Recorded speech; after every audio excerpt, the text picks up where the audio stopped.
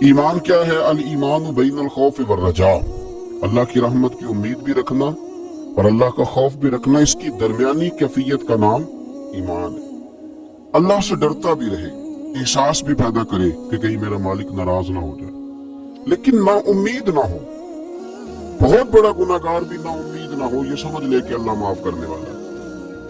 اللہ کی رحمت کی امید بھی رکھنی ہے، وہ رحیم و کریم بھی ہے اور وہ جبار اور قہار بھی ہے، لیکن اب یہاں رحمت کی بات بھی کر دی، یہاں عذاب کی بات بھی کر دی، یہ بھی ہمیں سمجھ آ گئی کہ خوف اور امید کی درمیانی کیفیت کا نام ایمان ہے، تو پھر ان دونوں میں سے بڑی چیز کون سی ہے؟ تو میرے رسول کریم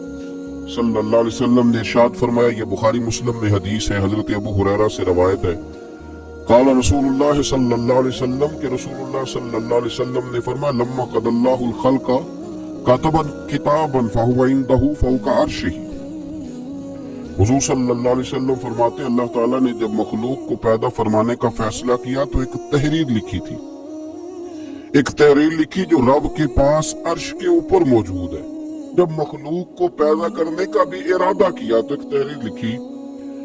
جو رب کے پاس محفوظ ہے اللہ کے عرش پر۔ وہ تحریر کیا تھی؟ ان رحمتی سبقت علی غضبی، کہ بے شک میرا غضب زیادہ نہیں ہے، میری رحمت ہی زیادہ ہے، اور میری رحمت میرے غضب پر فوقیت رکھتی ہے، وہ بڑی ہے۔